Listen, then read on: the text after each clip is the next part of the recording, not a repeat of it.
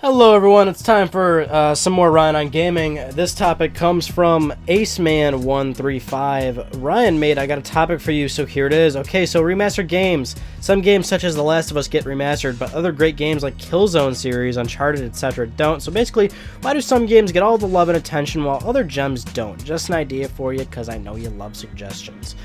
Oh, gosh, Aceman, you're so right. I love those suggestions so much. Just give them to me. Give them to me, give them to me, give them to me. Why do some games get remastered and some games don't? There's no like clear-cut answer to this really. It's just like that's just what the developer, that's just what like the publisher wants to do. That's just what the developer wants to do. It's also like it's a very tough question to like be super concrete about because it also goes into like hardware versus like publishers and developers. Like what does the developer want? What does the publisher want? What does a hardware manufacturer want? So with Sony's a hardware manufacturer. You know, they own all these franchises like Killzone and Uncharted, specifically like what you're mentioning. So a lot of these calls are Sony's calls, not necessarily. Well, I mean, Sony is the publisher, but they also a hardware manufacturer, so they do want to push some of these games to get made.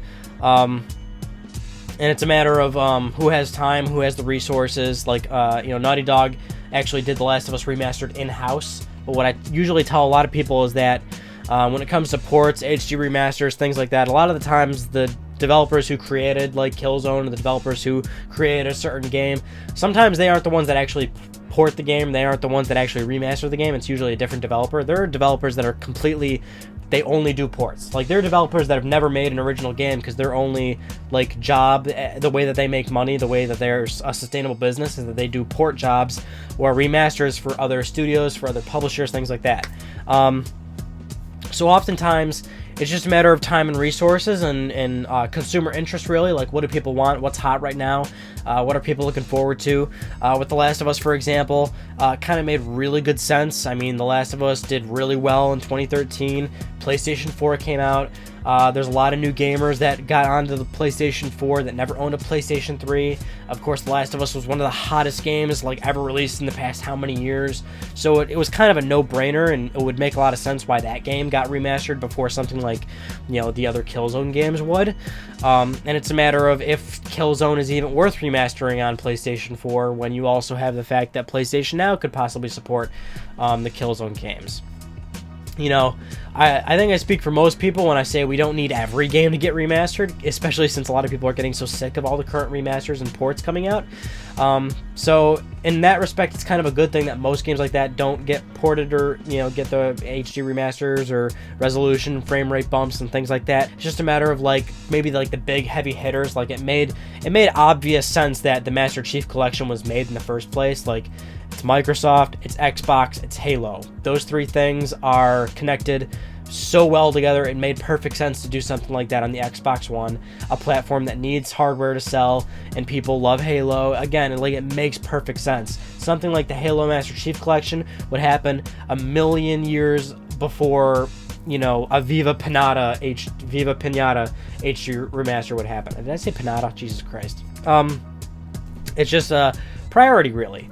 And you might never see other games get ported or HD remastered. That's just kind of the simple truth, really. It's just consumer interest and what would make the most sense. Also got to figure, PlayStation 4 has still got a long life cycle. I'm sure we're going to see many more ports and HD remasters, so don't hold your breath just yet. But at least on the Sony side, you also got to consider that they do have stuff like PlayStation Now, so they don't necessarily have to remaster everything, especially since when you're remastering something, that's like a whole big thing. You are hiring a developer to work for 6 months to a year to completely transfer over a game and really bump it up to look nice and spiffy and release it on disc and manufacture and print the disc and everything. It might be way easier to just put certain PlayStation 3 classics right up on PS Now and have people play it that way. Still brings in revenue. It's just a matter of the title wasn't necessarily considered important enough, or the money just wasn't there, the resources wasn't there to completely remaster it. That's just kind of how it works. Aceman, I hope that answered your question thoroughly and precisely and concisely and robotically and phonetically and other words that end in "ly." I hope that answered everything for you, and I hope it was everything that you have ever wanted out of life and the universe itself. And if it wasn't any of those things, then I sincerely apologize. But either way, I did do this video for you, so, you know, there's that. If you guys have a topic for Ride On Gaming, please by all means submit it in the comments below, and I will get to it at some point in time. I can't guarantee it'll be next week, but I guarantee that if it's a good topic, I will do it at some point. Anyway, that about does it for me on this episode, and I'll see you all in my next video. Take it easy, guys.